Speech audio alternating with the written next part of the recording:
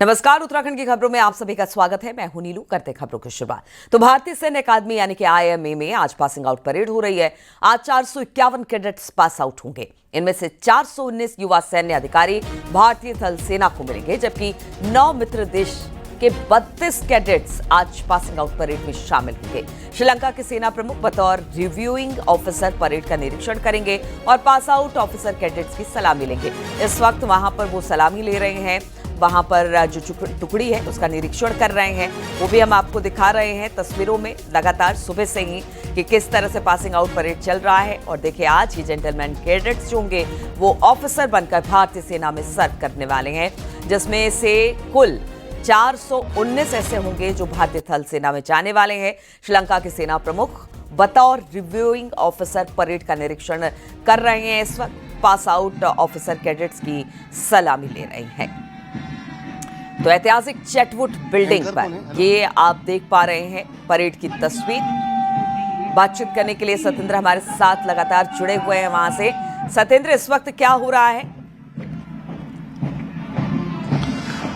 बिल्कुल नीलू, आप देख सकते हैं कि इस समय जो ये कदम से कदम जो ताल मिलाकर ये कैडेट्स यहाँ से निकल रहे हैं, यानी कि आप इनके जोश, इनके जज्बे और इनके हौसले आप साफ तौर पर देख सकते हैं कि उनका कदम ताल यहाँ से जब ये पास आउट हो रहे हैं। अभी यहाँ पे परेड चल रही है, तो परेड से आप देख सकते हैं कि ये वो परेड है जो ऐतिहासिक परेड है, जिसे देखने के लिए दूर दूर से यहाँ पे दर्शक आते हैं। काफी लोग यहाँ पहुँचते हैं खुद इस परेड के लिए। काफी लंबा समय, यानी कि साल में 2 बार ये परेड होती है, जिसमें यहाँ से जेंटलमैन कैडेट्स निकलते हैं। इनका हौसला, इनका जो कदम से कदम ताल जो इनकी है, ये ताल ये दिखाती कि हम इस देश की सीमाओं की रक्षा करेंगे। यानी कि ये वो कैडेट्स हैं जो देश की सीमाओं पर अब देखेंगे। यहाँ पे 419 भारत की जो सेना है उसमें बतौर अधिकारी के रूप में यहाँ से निकलेंगे और 9 राष्ट्र, यानी कि 9 जो मित्र देश हैं उनके 32 कैडेट्स हैं। आप देख सकते हैं परेड का जज्बा, इन जो कैडेट्स हैं इनके चेहरे का हौसला, इनकी बुलंद जो आवाज है, ये कहना चाह रहे हैं, ये बता रहे हैं कि हम अपने देश की सरहदों के लिए तैयार हैं। आप देख सकते हैं कि इस समय ये ऐतिहासिक परेड यहाँ से हो रही है। ये चैटवुड बिल्डिंग है। इस बिल्डिंग का निर्माण 1932 में हुआ था और इस ऐतिहासिक जो भवन है इसका नाम जो रखा गया था, जो जिन्होंने IMA की स्थापना की थी, ये ब्रिटिश सेना के commander of chief Chetwode, sir Chetwode Philip के नाम से इस बिल्डिंग का नाम ही चैटवुड बिल्डिंग पड़ा है। और चैटवुड बिल्डिंग ये वही ऐतिहासिक बिल्डिंग है जिस बिल्डिंग के सामने साल में 2 बार परेड होती है। और ये IMA गवाह है उन 65,000 से ज्यादा सैन्य अधिकारी को जो यहाँ से पास आउट होके निकले हैं। जी बिल्कुल सतेंद्र, इस वक्त जो धुन बज रही है, कहते हैं कि ये जो धुन बजती है तब जोश और जज्बा और जो परेड इस वक्त जो जेंटलमैन कैडेट्स कर रहे हैं, जो उनका कदम ताल है, एक साथ कदम उठना और नीचे गिरना, और देखिए इतने डिसिप्लिन के साथ ये तैयार होते हैं ताकि भारतीय सेना में जा पाए।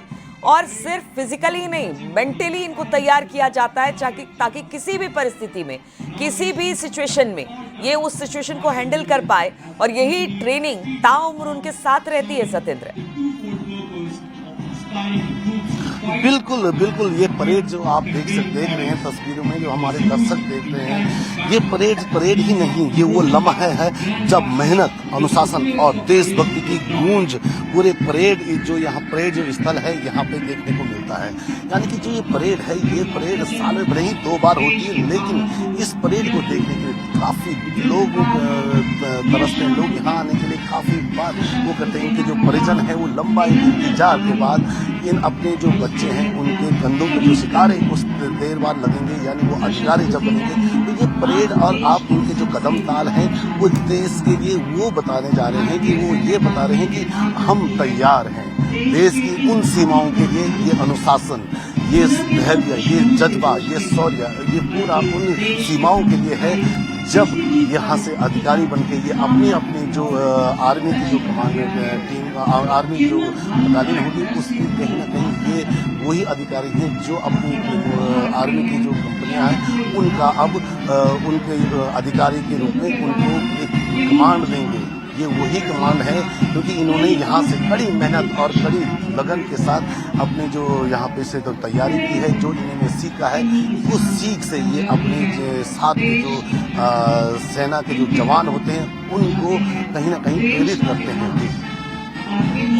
बिल्कुल, सारे जहां से अच्छा हिंदुस्तान हमारा, हम बुलबुलें हैं इसकी, ये गुलसिता हमारा। ये बैंड पर धुन और ये परेड करते हुए जेंटलमैन कैडेट्स आप देख रहे हैं। किसी भी प्रांत का यहाँ पर कैडेट क्यों ना हो, जब वो निकलता है तो वो भारतीय सेना में शामिल होता है। उसके लिए संपूर्ण राष्ट्र ही सबसे बड़ा दर्जा प्राप्त होता है। उसके लिए ना कोई प्रांत, ना कोई कस्बा, ना कोई शहर मायने रखता है। वो देश की सेवा के लिए आज यहाँ से एक प्रण लेकर निकलता है कि भारत माँ की सेवा, देश की सेवा के लिए वो अपने प्राण तक न्यौछावर कर देगा। और इसी जज्बे के साथ इनकी ट्रेनिंग भी होती है। और आज ये जेंटलमैन कैडेट्स जब अंतिम पग के साथ इस चेकवुड बिल्डिंग के अंदर दाखिल होंगे और उसके बाद वो निकलेंगे तो एक ऑफिसर बनकर निकलेंगे जो सेना में सर्व करने को पूरी तरह से तैयार होंगे। उनके परिजन भी इस दिन का बेसब्री से इंतजार करते हैं, उनको भी इनवाइट किया जाता है। सत्येंद्र, पहले हम देखते थे पीपिंग सेरेमनी जो होती थी उसका खास तौर से इंतजार होता था, अपने कैप को उड़ाना और उसके बाद चेयर करना इस मोमेंट को, लेकिन वो समय के साथ उसे बंद कर दिया गया। लेकिन वो सेलिब्रेशन उनके मन में होता है, उनके परिवार के मन में होता है। और हम देखते हैं कि कितने खुश होकर जब वो कंधे पर अपने बेटे के कंधे पर जब वो स्टार लगाते हैं तो वो मोमेंट बहुत प्राउड मोमेंट होता है उन पेरेंट्स के लिए भी।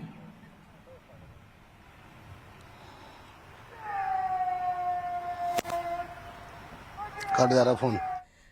चलिए, सत्येंद्र का लगता है फोन कट गया है, डिस्कनेक्ट हो गया है। उनसे बातचीत करने की कोशिश करेंगे। लेकिन जिस पीपिंग सेरेमनी की बात है, आपसे कुछ साल पहले तक वो तस्वीरें लगातार हम दिखाते तो उसका इंतजार भी रहता था कि किस तरह से जब वो पास आउट होते हैं तो इतने लंबे समय तक वो बिल्कुल डिसिप्लिन में रहते हैं, लेकिन जब वो पास हो जाते हैं तो उसके बाद उनकी खुशी का ठिकाना नहीं रहता है। और वो तस्वीरें भी, लेकिन अब वो तस्वीरें नहीं आती है क्योंकि पीपिंग सेरेमनी, सत्येंद्र आपसे पूछ रही थी, जो पीपिंग सेरेमनी होती थी उसका इंतजार सबको होता था।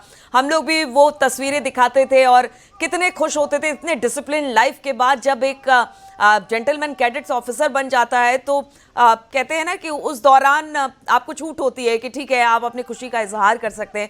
लेकिन हालांकि वो तो बंद हो गया है, लेकिन माँ बाप का गर्व उस दौरान देखने को मिलता है जब कंधे पर सितारे लगाते हैं और सेना में बच्चा उनका जा रहा है, उसकी खुशी, और साथ ही साथ देश की सेवा में जा रहा है, उनकी खुशी उनके पेरेंट्स पर साफ तौर से उनके चेहरे पर, उनकी बातों में झलकता है।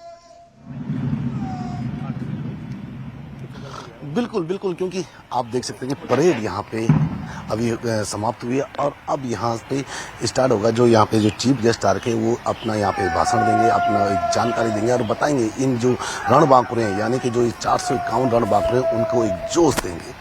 उनके लिए पूरी स्पीच यहाँ पे चलेगी और कुछ ही देर बाद जब यहाँ से करीब आधा घंटे बाद पीपिंग सेरेमनी होगी। यानी पीपिंग सेरेमनी के लिए इस समय अगर हम बात करें तो एक अलग सा एक वेन्यू तैयार किया गया। जो वेन्यू पहले रहता था वो उस वेन्यू में इस टाइम पीपिंग सेरेमनी में एक हॉल तैयार किया गया IMA के अंदर का, जो हमारे ठीक जो जहाँ पे हमें उसके ठीक पीछे है। यानी कि एक हॉल में पीपिंग सेरेमनी होगी। उस सेरेमनी में सिर्फ उसके जो ये कैडेट्स हैं उनके परिजन वहाँ पे होंगे। उनके परिजन उनको इस कंधों पे सितारे सजाएंगे। यानी ये वो मोमेंट होगा जब एक परिवार को एक नम आंखें, खुशी, धैर्य और साहस का एक प्रतीक जो वो पीपिंग सेरेमनी होती है उस समय देखने को मिलेगी। ये कुछ ही देर बाद यहाँ से स्टार्ट होगी और पीपिंग सेरेमनी के बाद ये जो रणबांकुरे हैं, ये रणबांकुरे लेफ्टिनेंट यहाँ पे दिखेंगे, यानी कि सेना के अधिकारी बनेंगे और उसके बाद ये अपने अपने जो बटालियन में यहाँ से पोस्टेड हो जाएंगे। और अगर हम बात करें कि पीपिंग सेरेमनी का पहले, क्योंकि पहले जिस तरीके से आपने कहा कि पहले टोपियाँ उछाली जाती, सेलिब्रेट किया जाता, भले ही सेलिब्रेट अभी भी किया जाता है, लेकिन वो टोपी जो उछालने वाला जो पूरा एक सिनारियो देखने को मिलता था वो फिलहाल अब IMA की तरफ से उसको वर्जित किया गया है। और क्योंकि एक अनुशासन, क्योंकि आर्मी एक अनुशासित एक वो मानी जाती है, तो जिसके कारण उस अनुशासन के चलते वो फिलहाल बंद किया गया है। जी बिल्कुल, तो देखिए आपसे कुछ देर बाद जो मुख्य अतिथि हैं उनका संबोधन भी होगा और ये कैडेट्स आप देख पा रहे हैं। भारतीय सेना को आज 419 युवा ऑफिसर मिलेंगे। ये सभी के सभी थल सेना में जाने वाले हैं। मित्र देश के 32 कैडेट्स होंगे जो यहाँ से पास आउट होने वाले हैं। मित्र देश में चाहे Indonesia, Malaysia, Thailand, Sri Lanka, Nepal, इन सब जगहों के जो कैडेट्स हैं यहाँ पर ट्रेनिंग लेने पहुँचते हैं और यहाँ पर पास आउट होकर वो फिर अपनी सेना में अपने देश के लिए सर्व करते हैं। इस वक्त तस्वीरें हम आपको दिखा रहे हैं। सेना का निरीक्षण कर चुके हैं जो श्रीलंका के सेना प्रमुख हैं, उनकी तरफ से हो चुका है। अब उनका संबोधन भी होगा जिसका इंतजार किया जा रहा है। ये जो तमाम कैडेट्स हैं, कड़ी मेहनत के बाद, कड़ी ट्रेनिंग के बाद आज ये ऑफिसर बन जाएंगे और उसके बाद ये भारतीय सेना में अलग अलग जगहों पर इनकी तैनाती होगी। और इसी जज्बे के साथ ये कैडेट्स भी जो हैं वो कड़ी ट्रेनिंग देते हैं। मेंटली, फिजिकली, हर तरह से इनको स्ट्रांग बनाया जाता है। इस तरह की ट्रेनिंग इन्हें मिलती है और आज ये कदम ताल कर रहे हैं। आप देखिए कि आज का लम्हा बहुत खास इन कैडेट्स के लिए होता है, इनके परिजनों के लिए होता है, क्योंकि आप ये भारतीय सेना में ऑफिसर बनकर जाएंगे और वहां पर भारत माँ की सेवा करेंगे। लेकिन डिसिप्लिन किस कदर है, आप देखिए कि किस तरह से एक एक कदम ताल करते हुए एक साथ एक रंग रूप और इतने बेहतरीन तरीके से इनका जो पूरा परेड है, और परेड की सलामी भी श्रीलंका के सेना प्रमुख ने ली है। अब से कुछ देर बाद उनका संबोधन होगा।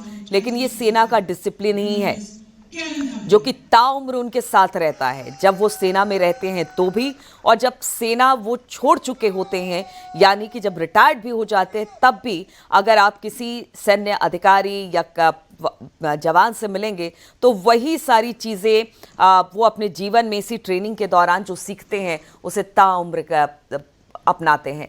और आज यहाँ से 419 कैडेट्स मिलने वाले हैं जिसकी तस्वीरें आप चटफुट बिल्डिंग से देख पा रहे हैं।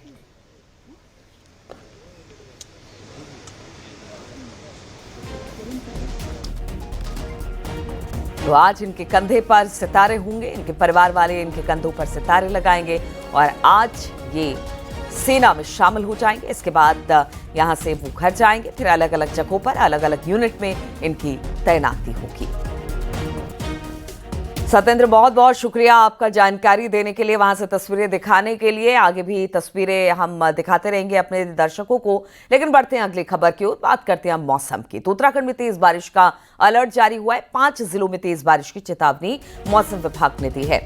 नैनीताल, बागेश्वर, चंपावत और पिथौरागढ़, रुद्रप्रयाग में तेज बारिश का अलर्ट है। वहीं मौसम विभाग ने 4 धाम यात्रियों से सतर्क रहने की अपील की है। इसके साथ ही मौसम की जानकारी लेकर भी यात्रा करने को कहा गया है। वहीं बरसाती नालों और नदियों से दूर रहने की भी सलाह दी गई है।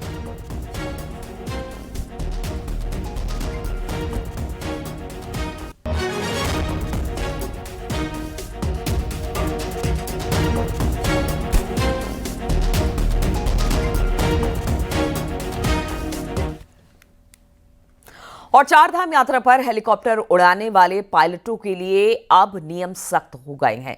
सीएम धामी ने कहा है कि हेली सेवा सुरक्षा हमारी सर्वोच्च प्राथमिकता है।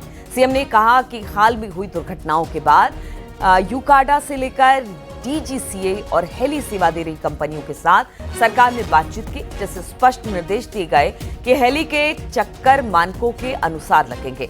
इसके अलावा उन्हीं पायलटों को 4 धाम में अनुमति दी जाएगी जिनके पास हाई एल्टीट्यूड में सेवा देने का लंबा अनुभव है। हमने कहा है कि हर हालत में सुरक्षा हमारे लिए सर्वोच्च प्राथमिकता है और एक चूंकि इस बरसात से पहले हमने इसकी समीक्षा की है, लेकिन आगे आने वाले सीजन में पूरी तरह से नियमित रूप से सेवा चलेगी। इसमें हमने यहाँ हमारा राज्य का यूकाडा जो यहाँ की नोडल एजेंसी है, इसको संचालित करने वाली एआईबी के लोग हैं और डीजीसीए के लोग हैं, सभी के साथ बैठक की है। इसके साथ साथ एविएशन कंपनियाँ, उनके लोगों से भी हमने कहा है कि भाई आपके कई सारे फेरे लगते हैं और वो सब मानकों के आधार पर लगे। सबसे पहले उनका जो सुरक्षा के मानक होते हैं, उन मानकों का पूरी तरह से पालन हो, उनकी फिटनेस इत्यादि हो। उत्तराखंड की आबादी 1.25 करोड़ है, लेकिन हर साल इसमें 5 गुना ज्यादा श्रद्धालु और पर्यटक यहां पर पहुंचते हैं। इससे रोड इंफ्रास्ट्रक्चर पर दबाव बढ़ता है और नतीजा ट्रैफिक जाम के रूप में निकलता है। लिहाजा सरकार ने अब रोड नेटवर्क दुरुस्त करने में सरकार जुट गई है। देखिए जरा ये रिपोर्ट।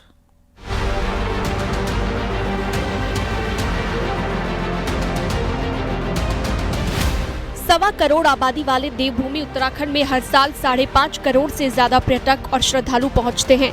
रिकॉर्ड के मुताबिक बीते साल 5.5 करोड़ पर्यटक और करीब 48 लाख चारधाम यात्री उत्तराखंड आए थे। इस बार ये आंकड़ा और भी बढ़ने की उम्मीद है। अकेले पिछले 1.5 महीने में 27 लाख श्रद्धालु चारधाम यात्रा पर पहुंचे हैं, जिसमें सबसे बड़ी चुनौती बनकर उभरा है ट्रैफिक जाम। लिहाजा अब सरकार इससे निपटने के लिए कई योजनाओं पर काम कर रही है। एक तो उनकी सुरक्षा हमारे लिए पहली प्राथमिकता है, उसके साथ साथ उनकी यात्रा अच्छी हो, उनकी यात्रा आसानी से पूरी हो जाए, लंबे जाम में उनको न फंसना पड़े, अन्य परेशानियों में न जाना पड़े। उसके लिए हम 3 प्रकार की योजनाओं पर काम कर रहे हैं। अल्पकालिक, मध्यकालिक और दीर्घकालिक, तीनों योजनाओं पर हमारा काम चल रहा है, जिससे कि आने वाले समय में कुछ अन्य हम बाईपास इत्यादि का निर्माण कर रहे हैं। जैसे देहरादून में रिस्पना और बिंद्राल पर एलिवेटेड रोड के निर्माण का प्रस्ताव हमारा आगे बढ़ा है। फ्यूचर के कई प्लान्स हैं, कई स्कीम्स हैं और इस पे हम लोग रेगुलरली काम कर रहे हैं। सभी जो हमारे पीडब्ल्यूडी, डिस्ट्रिक्ट मैजिस्ट्रेट्स, पुलिस, सबके साथ मिलकर लगातार इस पे मंथन भी हो रहा है, काम भी हो रहा है। जैसा आप देख रहे होंगे देहरादून में भी काम हो रहा है, उधर नैनीताल में भी हो रहा है और हमारी यही कोशिश है कि हम अच्छे से अच्छे ट्रैफिक मैनेजमेंट प्लान। सरकार ने रोड इंफ्रास्ट्रक्चर पर युद्ध स्तर पर काम शुरू किया है। दिल्ली देहरादून एक्सप्रेसवे चालू होने के बाद देहरादून में जाम की स्थिति न बने, इसके लिए रिस्पना बिंदाल 4 लेन कॉरिडोर पर काम शुरू हो गया है। तो इधर हरिद्वार ऋषिकेश के बीच 13 किलोमीटर लंबे 4 लेन बाईपास को सैद्धांतिक मंजूरी भी मिल चुकी है। तो इसी हाईवे पर लाल तप्पड़ से नेपाली फार्म और नेपाली फार्म से मोतीचूर के बीच अतिरिक्त सर्विस रोड भी स्वीकृत हो चुकी है। ऋषिकेश बाईपास में भारत सरकार लेवल पे एक मीटिंग हुई थी, उसमें जो अलाइनमेंट हमने प्रपोज किया था, जो वर्तमान में रोड है उसी को चौड़ा करके और उसमें कुछ पोर्शन एलिवेट करके हम लोग चाह रहे थे। तो उस पर डिस्कशन में ये बात आई थी कि अगर उसको हम बाहर से निकाल लें, ऋषिकेश से एक्चुअली एग्जिस्टिंग रोड से नहीं बनाए और जो फॉरेस्ट है उसके बाउंड्री से बिल्कुल फॉरेस्ट और जो हैबिटेशन है उसके बीच में से निकाल लें तो ज़्यादा सूट करेगा। सरकार का मानना है कि Rishikesh Karnaprayag rail line, Delhi Dehradun expressway, Kedarnath और हेमकुंड साहिब रोपवे जैसे प्रोजेक्ट के पूरा होने के बाद भविष्य में पर्यटकों की आमद कई गुना अधिक बढ़ जाएगी। लिहाजा भविष्य की जरूरतों को भांपकर उत्तराखंड अभी से अपने रोड इंफ्रास्ट्रक्चर को विस्तार देने में जुट गया है। न्यूज़ 18 के लिए देहरादून से सुनील नवप्रभात की रिपोर्ट।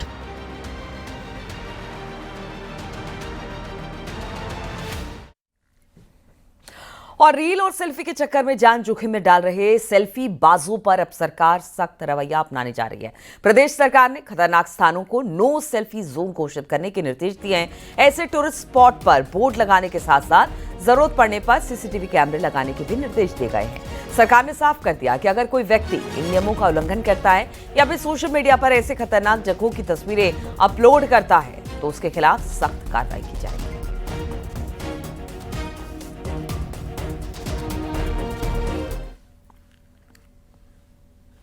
उत्तराखंड में बढ़ते कॉन्फ्लिक्ट को देखते हुए वन विभाग ने अब महाराष्ट्र की तर्ज पर लिविंग विथ लेपर्ड्स कार्यक्रम शुरू किया है। शुक्रवार को वन विभाग ने इसके लिए मीडिया समेत विभिन्न स्टेक होल्डर्स के साथ एक वर्कशॉप का आयोजन किया, जिसमें महाराष्ट्र से आए एक्सपर्ट ने बताया कि किस तरह से गुलदार के रहते हुए भी हम उसके हमलों से बच सकते हैं। वहीं वन विभाग का कहना है कि गुलदार को पकड़ना भी इसका कोई समाधान नहीं है। एक गुलदार को पकड़ते हैं तो दूसरी उसकी जगह ले लेता है, इसलिए जरूरी है कि लोगों को अपना व्यवहार बदलना होगा।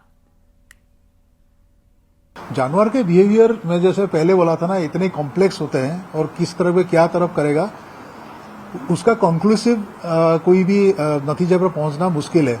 लेकिन जैसे आप कह रहे हैं चप्पल की बात करें, अगर चमड़े चप्पल होगा और गीला हो गया क्योंकि उसमें आदमी का स्वेटिंग भी होता है तो उसका भी एक प्रकार का अट्रैक्शन हो। जैसे मैंने कहा ना थोड़ी देर पहले कि हमारा जो जैविक अपशिष्ट है ना उसमें चप्पल भी आएगा। ये एक ऐसा कंजर्वेशन चैलेंज है जिसको सॉल्व करने के लिए लॉन्ग टर्म सोचना होगा हमें।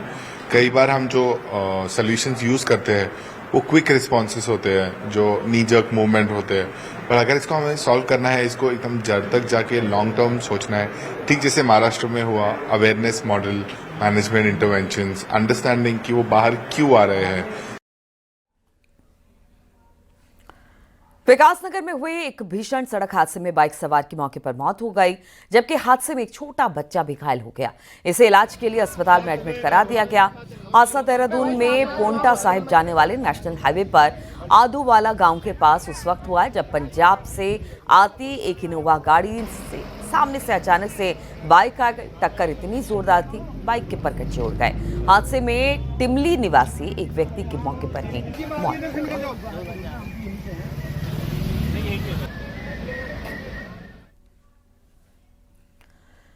विकासनगर में ही एक और रफ्तार का कहर देखने को मिला। यहां टिमली के पास जंगल वाले रास्ते में तेज रफ्तार ट्रक ने एक कार को रौंद दिया, जिससे कार में सवार दंपत्ति, उनकी बेटी को गंभीर चोटें आई हैं।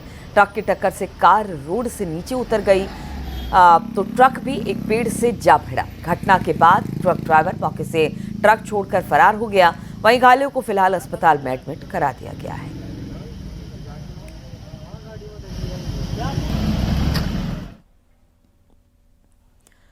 कोटद्वार के घराट रोड के पुल में युवकों के बीच खुलेआम खूनी संघर्ष देखने को मिला। बताया जा रहा है कि किसी बात को लेकर दो युवकों के बीच झगड़ा हो गया और इसके बाद युवक ने अपने साथी के साथ मिलकर दूसरे युवक को बुरी तरह से मारना शुरू कर दिया। सिर से खून निकलने के बावजूद भी युवक आपस में लड़ते भिड़ते दिखाई दिए। वहीं इस दौरान कई लोग सड़क पर पूरी घटना को देखते रहे, लेकिन किसी ने भी युवकों के बीच बचाव करने की कोशिश नहीं की। घटना के बाद पुलिस ने 3 युवकों के खिलाफ मामला दर्ज कर लिया है।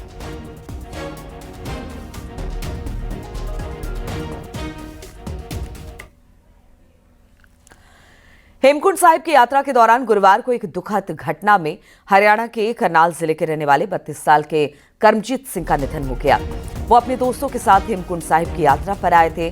जब घंघरिया की ओर लौटते समय उन पर अचानक पहाड़ी से पत्थर गिर गया, जिससे वो गंभीर रूप से घायल हो गए। घटना के तुरंत बाद पुलिस ने घायल का रेस्क्यू किया। उनकी गंभीर स्थिति को देखते हुए उन्हें हेलीकॉप्टर के माध्यम से घांघरिया से गोविंद घाट पहुंचाया गया। हालांकि चोटें इतनी गंभीर थी कि अस्पताल पहुंचने से पहले ही उन्होंने दम तोड़ दिया। पुलिस ने शव को पोस्टमार्टम कर परिजनों को सौंप दिया।